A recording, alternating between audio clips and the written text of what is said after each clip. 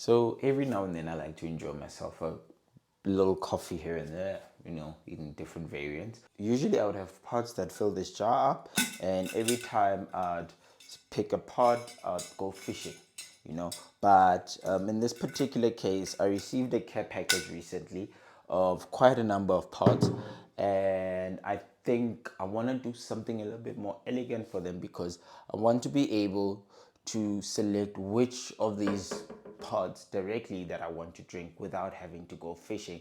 And yeah, this is not just gonna cut it. I could get a bigger jar, but yeah, it really won't work. So I think what I'm gonna do is I'm going to change into something more comfortable and maybe just make something nice for here to complement that and make them particularly easily accessible and as many of them as possible. So that's today's project. Let's get into it.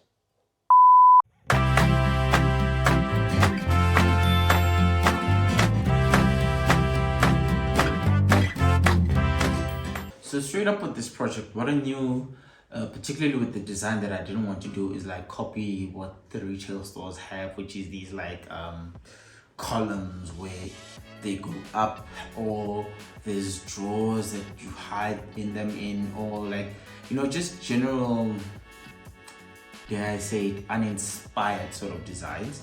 So I decided, you know what, I want a grid system where you see me now draw is just lines that indicate what the grid size is, just a bit bigger than the pod.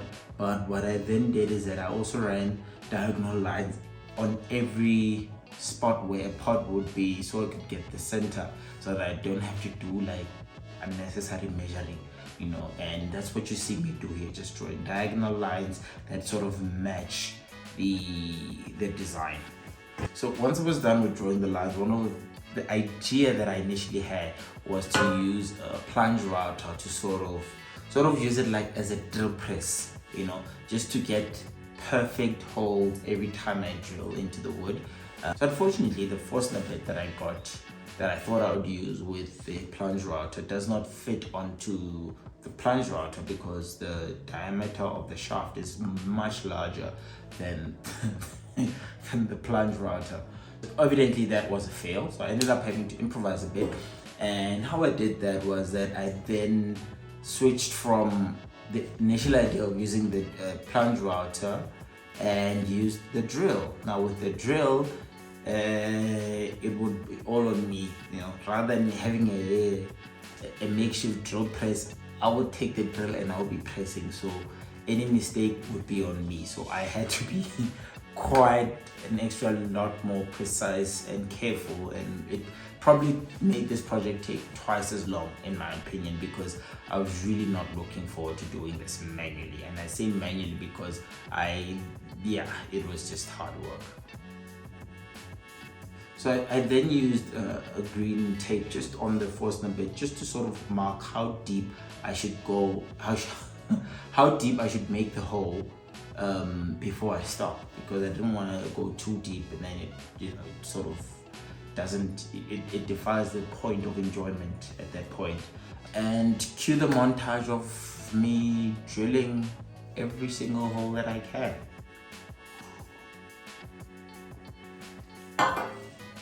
And obviously, this not being a drill press meant that some of the holes weren't perfectly straight from a vertical perspective, because every now and then when pushing the drill in, I would maybe lean to the left or the right, so some of the holes are a bit wonky, but when the final thing came out, it wasn't, if you're looking for it, you'll see it, but it's not too bad. It really isn't.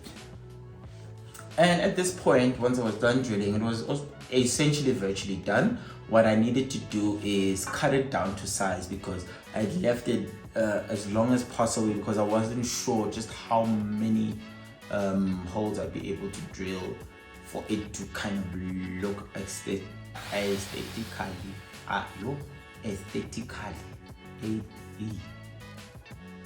aesthetically pleasing. It's and yeah, so once it was then shown the measurement in terms of how it would fit on the kitchen counter, I took the circular saw and then chopped it down to size, trying to sort of keep an even balance both on the top and the bottom of the border, let's call it that, and I trimmed it down to size, and it now obviously at this point it just looks like a simple block with triple phobia holes in it. So I was like, no man, let me give it some character, give it some vroom, and I picked a router bit that I thought would look nice, but in hindsight I can tell you this as a matter of fact, it was the most boring profile. I was like, as soon as I was done with it, I was like, Mara, what? Here? No, see is straight, and I went all around with it, gave it a profile, had a look, and I realized, no, it's not enthusiastic enough, this is coffee, the profile was like, coffee. I want something that said coffee. So I then changed to a deep, I think it's a 45 degree, no, it's 45. Let's just call it a much steeper angle, 39 maybe. I think it's a 39 degree angle. Yeah, I think it's 39 degrees. And that sort of gave me a much more aggressive profile, but a more pronounced profile that I could see from afar.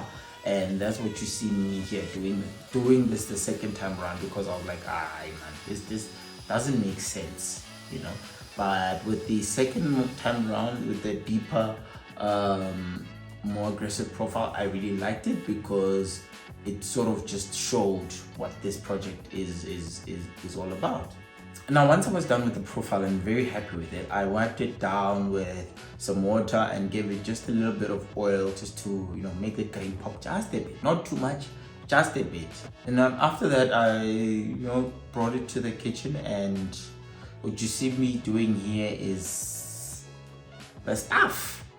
The whole point of this project is the pods, the coffee, and this.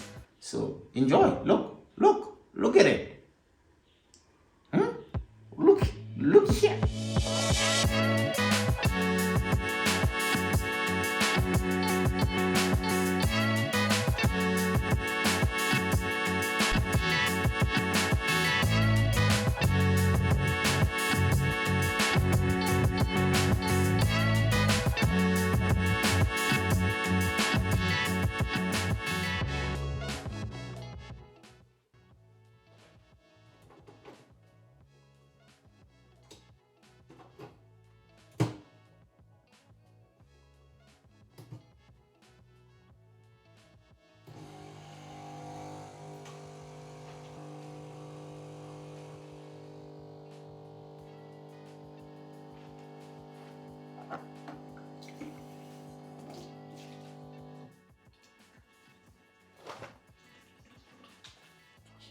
Now, hopefully you enjoyed watching the video as much as I enjoyed making this thing. I think the fact that I can see all the pods makes me quite happy to make coffee in the morning and enjoy the process as much as the end result. And as well as just gives me an overview of what I've used, what's left, and where things are going from me. Because, yeah, and restocking is quite fun as well. For more videos like this, take care and see you on the next one.